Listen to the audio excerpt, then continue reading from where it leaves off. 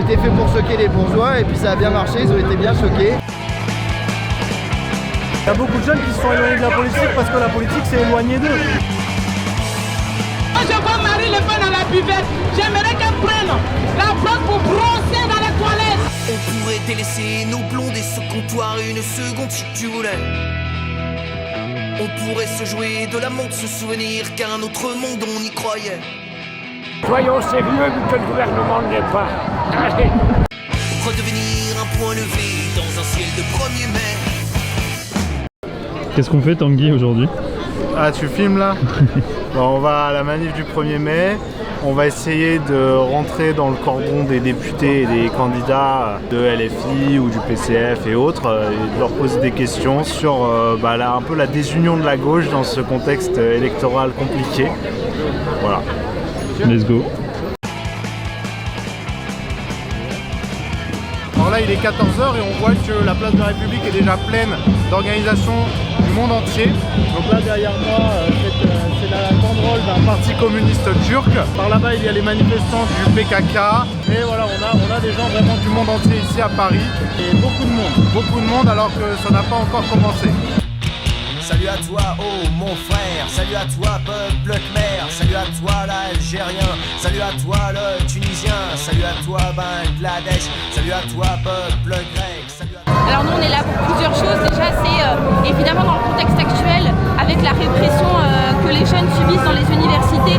Notamment pour parler de la Palestine parce que c'est le sujet en ce moment, mais de façon générale on a quand même un débat qui est censuré sur nos lieux d'études et donc nous on est là aujourd'hui pour affirmer que la jeunesse elle a sa place dans le débat public, mais il y a évidemment tout un tas d'autres revendications que les jeunes portent aujourd'hui, évidemment le pouvoir interpeller le gouvernement sur la précarité étudiante, ça c'est une première chose. Moi l'UNEF ça fait des années qu'on porte des solutions comme la mise en place de l'allocation d'autonomie pour l'ensemble des étudiants, il y a évidemment ouvrir le RSA aux moins de 25 ans, il y a tout un tas de revendications notamment sur la question de la précarité des jeunes et des étudiants qu'on porte aujourd'hui en ce 1er mai. Pourquoi vous êtes habillé comme ça aujourd'hui? Et vous, pourquoi vous êtes habillé comme ça, bien à la mode, pour bien rincer tout ce qui existe, c'est-à-dire le commerce? Moi, ça fait 2000 ans que je mets le même costume et disons, ça me permet pas de rentrer dans ce système qui n'est que conflit et intérêt financier. Alors aujourd'hui là on voit qu'il y a un très gros cortège de Kanaks, sûrement des régionalistes ou des indépendantistes. Ils ont beaucoup de drapeaux de leur peuple. Alors là-bas, le drapeau jaune avec une vache entourée d'un rond vert, c'est le drapeau des Gilets jaunes du rond-point des vaches de Saint-Étienne-du-Rouvray, qui est de là d'où je viens. On va aller les voir pour leur poser quelques questions. Là, il y a beaucoup d'organisations de gauche. Est-ce que, en vue des élections européennes, ces organisations, elles arrivent à vous convaincre ou pas? Je veux un changement de ce système parce qu'il est tellement corrompu. Si on regarde droite et gauche, c'est juste aux oreilles, ils ont des casseroles. C'est toujours nous qui payons. Et voilà, ils nous mettent dans des guerres qu'on n'a pas demandé. Voilà, il faut que le pouvoir devienne vraiment au peuple et pas, c'est pas une question d'idée de gauche ou de droite. C'est à nous de définir les lois qui peuvent reger le pays comme il faut dans des bonnes lignes. Alors il est 14h30, on a fait le tour de la manif et la France insoumise est encore portée disparue pour le moment. Salut à toi petit indien, salut à toi punk iranien, salut à toi rebelle afghan, salut à toi le dissident, salut à toi le chilien, salut à toi le petit malien, salut à toi le mohican, salut à toi peuple gitan, salut à toi les éthiopiens, salut à toi le tchadien, salut à vous les partisans, salut à toi. Aujourd'hui on est à la manif du 1er mai, qu'est-ce que ça vous fait d'être ici? C'est une belle manifestation pour moi, c'est super important de parler aujourd'hui du travail et parler de notre contrôle sur la dignité au travail parce que je pense que c'est quelque chose d'important dans la jeunesse de pouvoir avoir un boulot qui a du sens, pouvoir avoir un boulot qui nous paye bien, un boulot qu'on a choisi. Et donc c'est pour ça que nous on est là aujourd'hui pour parler d'augmentation des salaires, pour parler de la fin des contrats précaires et des contrats stables pour permettre de se projeter parce que la jeunesse c'est une période où on se cherche, une période où on a besoin de stabilité pour se projeter, pour réfléchir à nos projets. Et donc je je pense qu'avoir des contrats stables qu'on a choisis et qui payent bien, c'est très important. Et c'est ça qu'on est venu dire aujourd'hui le 1er mai, c'est dignité au travail. Okay. Alors le 1er mai, c'est toujours une manifestation où tous les partis du camp des travailleurs se rejoignent, font front commun. Est-ce que c'est pas un petit peu dur dans le contexte actuel des élections européennes où les partis de gauche présentent tous des listes séparées, où il y a des tensions au sein de la gauche? Il me semble que vous en avez fait un petit peu les frais récemment sur les réseaux sociaux, sur des questions liées à la religion par exemple. Est-ce que c'est pas difficile de ce contexte en ce moment? Non, parce que je pense qu'on a des désaccords et c'est pour ça qu'on a plusieurs listes et c'est pour ça qu'on a différents partis, parce que si on était tous d'accord, on serait dans le même parti politique. Mais je pense qu'aujourd'hui, on est rassemblés pour ce 1er mai, autour d'ailleurs des syndicats et de la question du travail. Et nous, en tout cas, chez les communistes, on n'a jamais intransigé sur le travail et la question de la place du travail dans la société et le travail comme projet de société même. Je pense que nous, on a toujours été clair là-dessus, donc c'est un peu notre journée. On est très content d'être ici, on a toute notre place. Et tant mieux si d'autres partis politiques de gauche nous rejoignent sur cette question du travail. Et je crois que c'est le cas aujourd'hui et donc je suis très content. Comment est-ce que vous expliquez l'abstention chez les jeunes, notamment aux élections européennes? Il y a beaucoup de jeunes qui se sont éloignés de la politique parce que la politique s'est éloignée d'eux. Et donc il y a des jeunes qui ne se reconnaissent pas, qui ont l'impression soit que la politique c'est des discours pour leur interdire des trucs, pour leur pourrir la vie comme on entend beaucoup à droite, ou alors ils ont l'impression que quand ils entendent la gauche, c'est une gauche qui leur tape dessus, qui leur explique comment il faut conduire, comment il faut manger, qui leur explique qu'ils vont devoir pas prendre leur bagnole alors qu'ils ont 1 heure de route pour aller à leur stage. Je pense qu'il y a aussi une partie de la gauche qui s'est coupée de la jeunesse. Et donc moi, j'essaye de parler à ma génération en leur parlant de ce qui les concerne, en leur parlant de Parcoursup, en leur parlant de logement étudiant, en leur parlant de travail, en leur parlant de notre quotidien. Je pense que ça peut les réconcilier et surtout en faisant de la politique de manière simple, accessible. Ben voilà, on a un cortège sympa, il y a de la musique, on danse, on chante. Et faire de la politique avec la bonne humeur, avec de la proximité, avec le sourire, je pense que ça peut ramener les jeunes à la politique. Même si je vois bien que dans nos yeux, il y a moins de flammes, il y a moins de feu, moi j'aimerais redevenir un point levé dans un ciel de 1er mai. Alors là il est 15h, on a fait 2 fois le tour de la manif, on trouve pas de cortège France Insoumise et on n'a pas trouvé de cortège Europe Écologie et Verts. Alors on a vu quelques bonhommes avec des drapeaux Europe Écologie et Verts, mais globalement ils étaient 4-5 quoi. Là voilà, on a dans la NUPES, on a juste trouvé le PCF. Dont le rôle au sein de la NUPES est assez trouble parce que Fabien Roussel avait dit que le PCF sortirait de la NUPES mais sans consulter le parti, on ne sait pas exactement où ils en sont. Bon voilà, on ne trouve pas d'élus pour le moment.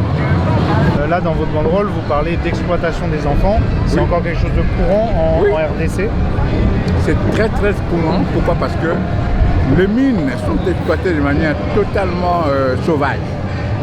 Les enfants sont exploités dans des mines, dans des conditions épouvantables. Ils sont là, ils travaillent, d'abord ils n'ont pas grand chose, les pauvres, et ensuite ils attrapent toutes sortes de maladies parce qu'ils sont dans des conditions d'exploitation qui sont tout à fait incontrôlables et tout à fait inhumaines. Bon alors de loin on avait vu un stand LFI qui était par ici, mais entre deux en chemin on a interviewé un monsieur venant de République démocratique du Congo qui nous parlait de manière très intéressante de la guerre qui se passe là-bas et de l'exploitation des gens et notamment des enfants dans les mines. Et puis en fait le temps de faire cette petite interview, le stand de la FI a juste disparu. Donc on va retourner dans la manif, ils ont juste déplacé, on va continuer de chercher la France Insoumise qu'on ne trouve toujours pas. Moi j'ai fait toutes les manifs du 1er mai je crois de ma vie parce que mes parents m'y emmenaient quand j'étais petite, donc c'est absolument naturel d'être là et c'est très important particulièrement en ce moment puisque le gouvernement confond le travail qui est un objet où on donne sa santé morale, physique et une marchandise sur un marché et là aujourd'hui il est vraiment très important de mettre un stop à cette dérive. Là vous voyez il y a plein de mouvements politiques et pourtant aux élections européennes tous ces partis n'ont pas réussi à faire une liste commune contrairement aux législatives où vous êtes élu de la NUPES. Comment est-ce que vous expliquez cette désunion électorale? Je l'explique parce que je pense que les partis avaient envie aussi de retrouver une forme d'identité, de se retrouver eux-mêmes après la NUPES qui a été, voilà, c'est quelque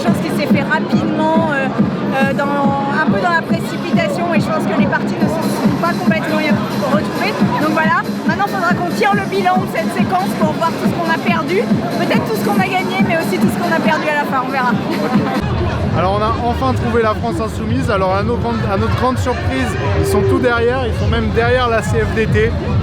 Franchement, je m'y attendais pas, je m'attendais plutôt à les voir devant.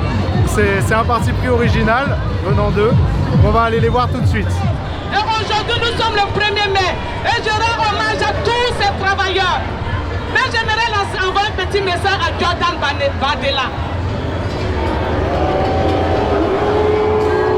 Mais ils disent, Jordan Bardella, il dit, on a volé les métiers des Français.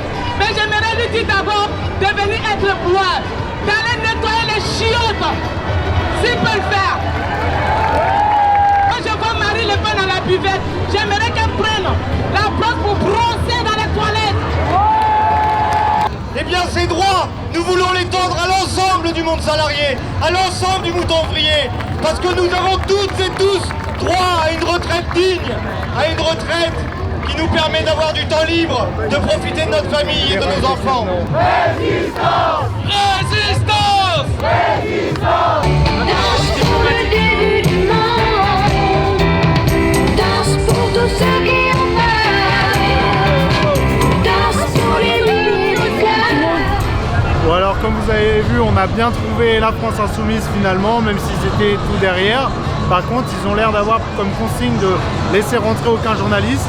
On a essayé d'avoir Louis Boyard, mais il nous a dit « j'ai pas envie de faire des médias aujourd'hui ». Mais visiblement, aucun média n'a l'air de pouvoir rentrer. Je pense qu'ils attendent au tournant le fait qu'on leur pose des questions sur la Palestine et donc sur les polémiques Hamas. Ils s'attendent sûrement à ce qu'on leur pose des questions sur la désunion de la gauche pour les européennes, malgré que ce soit une journée d'union. Même s'ils se font interviewer, que ce soit par nous ou par d'autres médias, je pense qu'ils attendent à avoir des questions qui les mettent pas forcément en valeur au vu du contexte actuel. Mais on va essayer d'aller voir d'autres gens parce que la journée n'est pas finie. Alors j'allais dire que ça me surprend, mais en fait pas tant que ça au vu du contexte. Mais ce qui est très différent des manifestations habituelles, c'est que il n'y a pas à un moment une banderole commune à tous les mouvements, à tous les partis politiques de la NUPES. Alors que par contre l'intersyndicale, elle arrive comme d'habitude à faire sa banderole avec les grands représentants syndicaux de chaque grand syndicat français. Mais là, pour ce qui est des partis, notamment parce qu'il y a un contexte où ils sont en concurrence pour les européennes et où ils se tirent dans les pattes continuellement, hier soir encore, ça se tirait dans les pattes sur les réseaux sociaux et dans la presse, et bien en fait, ils n'arrivent plus à faire un front commun, même sur quelque chose qui est quand même censé être une fête en plus. Le 1er mai c'est quand même un peu festif, donc c'est quand même le moment où ils sont censés mettre un petit peu de côté leurs inimitiés, mais là, non, on voit qu'ils n'y arrivent pas, ils sont tous de leur côté, avec leur drapeau qui ne se mélange pas, et les militants se mélangent très peu, donc c'est assez particulier comme 1er mai, je trouve. Comment allez-vous? Ça va et vous? Très bien. Alors pourquoi vous êtes déguisé aujourd'hui? En Macron, mais personne ne m'a reconnu. Soyons sérieux vu que le gouvernement ne l'est pas.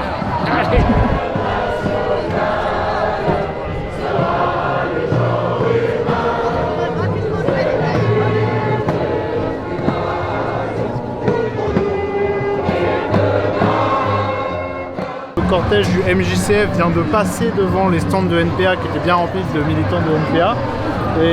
Et ça s'est bien passé, c'est-à-dire qu'ils n'ont pas chanté leur slogan de Roussel, Roussel n'est pas un camarade, ce genre de choses, ce qui est arrivé à la fête de l'Humanité. Je rappelle, il me semble que c'était au concert de Médine, à la fête de l'Huma, donc organisé par l'Humanité et donc par son compagnon de groupe, le PCF. Le PCF a été hué et Fabien Roussel a été hué. Là, aujourd'hui, on n'a pas assisté à ce genre de scène, alors en tout cas de notre point de vue à nous. Peut-être que c'est arrivé ailleurs dans la manif et qu'on n'a pas vu, mais de ce qu'on voit en ce moment au du PCF, c'est qu'ils ne se font pas huer ou quoi, comme ça a pu arriver ailleurs.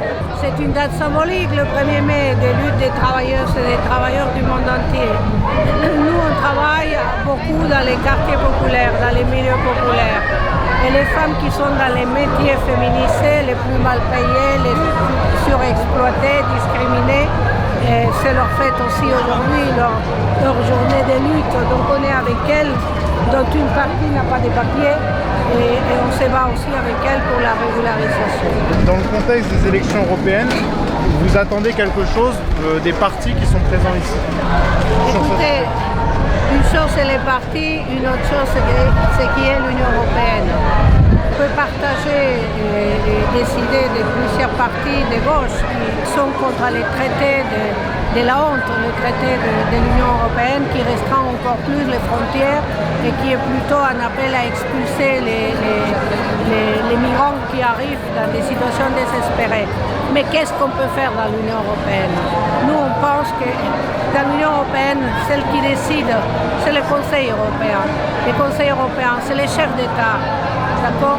Et donc on pense que l'urgence pour nous, étant donné la situation grave qu'il y a au niveau européen, mais aussi ici en France, l'urgence c'est d'organiser le maximum des femmes des milieux populaires pour être ensemble, pour résister, pour s'entraider et pour faire face à ce qui vient, ce qui tombe tous les jours, mais ce qui va venir aussi parce que la situation est assez grave.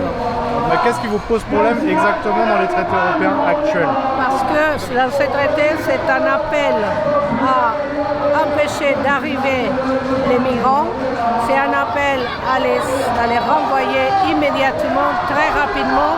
Les temps pour examiner leur situation a été raccourci, donc ils vont être réexpulsés et c'est un appel à expulser déjà ceux qui sont là et qui se trouvent en situation, comme ils disent, irrégulière. Ils sont ceux qui travaillent souvent dans des postes qui sont assez difficiles et qu'on est en train de les renvoyer dans leur pays et parfois fuyant des situations de guerre, des situations de misère, ce qui est complètement inhumain. La France n'est pas bloquée par l'Union européenne. La France est une des principales artisanes des directives européennes. C'est la France, les chefs d'État, les représentants de l'État français qui rédigent les directives. Donc nous dire on est obligé par l'Europe, c'est un mensonge parce que c'est eux-mêmes qui rédigent ces traités. Moi j'adore les manifs du 1er mai parce que c'est des moments où on est tous ensemble et où on se donne de la force. Parce que quand on regarde les médias, quand on regarde ce qui se passe dans notre pays et dans le monde, on a souvent un peu l'impression d'une isolation des gens les uns par rapport aux autres. Et là, bon bah voilà, il y a un monde incroyable. Je suis assez surpris d'ailleurs parce que je ne m'attendais pas à ce qu'il y ait forcément autant de monde que ça. Et c'est chouette. Ouais. Alors vous dites qu'on est tous ensemble, mais malgré tout, alors j'ai vu qu'il y avait un cortège intersyndical avec plusieurs représentants syndicaux qui faisaient une même banderole. Ouais. Mais là, il n'y a pas eu ça pour les élus de la NUPES. Bah non, cette édition. C'est lié aux élections européennes. Ouais, c'est dommage. Parce que nous, moi je suis de la France Insoumise, on a essayé jusqu'au bout de faire ce qu'on pouvait pour faire une union. On a proposé dès le départ aux Verts, parce qu'on se disait que c'était avec les Verts que ça serait le plus compliqué, plus que, paraît-il, c'est l'élection reine des Verts. Bon là, ça n'a pas l'air d'être bien parti pour. Mais au début, c'était censé être leur élection reine, donc on leur a proposé d'avoir la tête de liste. Ils nous ont dit c'est un piège. Je ne vois pas bien quel piège ça pouvait être exactement, mais enfin bon. Et après, le PC a pris la décision assez rapidement de partir tout seul, et puis le PS a décidé de se faire avec la République, et comme Guzman est quelqu'un qui est opposé à la NUPES, bon voilà. Donc on a un peu l'impression que les appareils traditionnels des partis politiques se sont dit chacun qu'ils avaient leur épingle à tirer du 2. Moi j'ai l'impression qu'on y perd tous, et surtout que c'est le pays qui y perd, parce que là, si jamais les sondages sont bons, Glucksmann, Bardella sortirait à 30% dans cette élection-là. Alors c'est une élection dans laquelle il y a 50% de participation, donc 30% ça ne veut pas dire 30% de la population, ça veut dire plutôt 15% de la population. Oui. Mais quand même ça envoie un signal politique qui est un signal qui pour plein de nos compatriotes est perçu comme un signal d'exclusion, de rejet, et ça c'est dramatique pour le peuple français, parce que nous ce dont on a besoin c'est une unité, de se rassembler, et précisément pourquoi? Pour obtenir des victoires sur le plan social. Et les élections européennes, elles vous paraissent importantes aujourd'hui? Par la force des choses, elles prennent une importance, puisque c'est désormais des élections nationales, c'est-à-dire il n'y a plus les vieilles circonscriptions. C'est aussi un signal qu'on envoie, et on dit quelque chose de nous comme peuple français.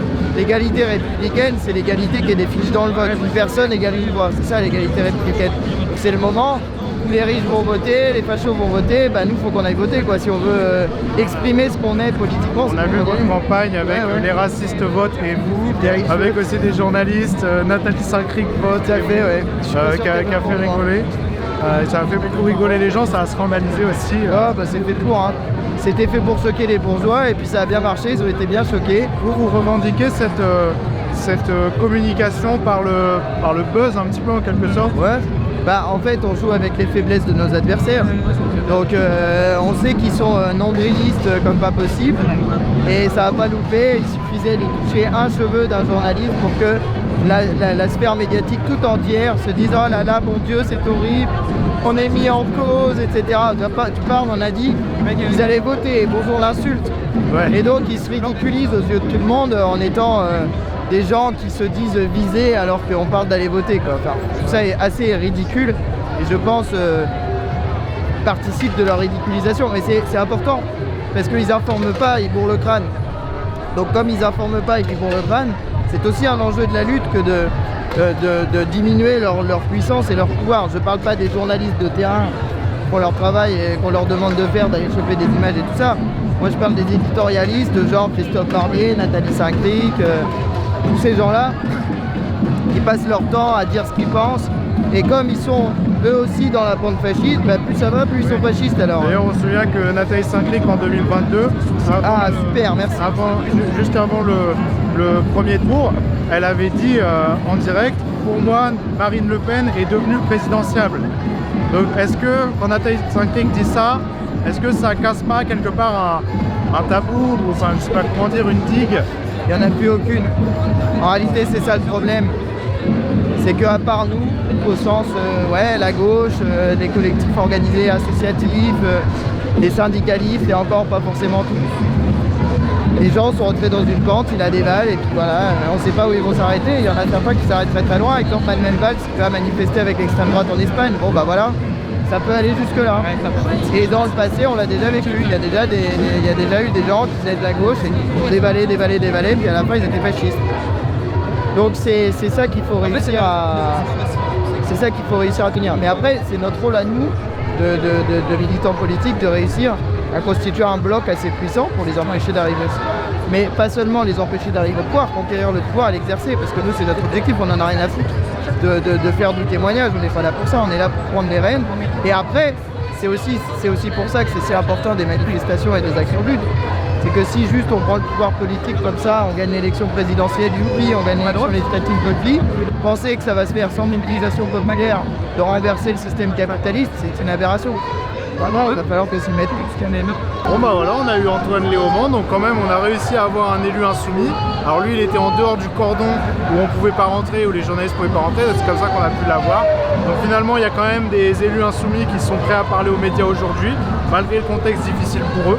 Alors, on le voit quand même au début, il nous demandait qui on était. Je pense qu'il n'aurait pas accepté d'être interviewé par un média centriste ou encore moins de droite. Mais voilà, c'était intéressant. Bon, en conclusion, c'était une manif très suivie, dans un contexte très particulier qui est un contexte de désunion de la gauche vis-à-vis des européennes. Malgré ça, les partis n'ont pas l'air d'avoir des échauffourées entre eux. Ils se mélangent assez peu, mais ils sont un petit peu dans un silence cordial les uns vis-à-vis des autres. Et voilà, nous on va arrêter là, on est à la place de la Bastille, la manifestation va sûrement continuer encore un peu, et voilà.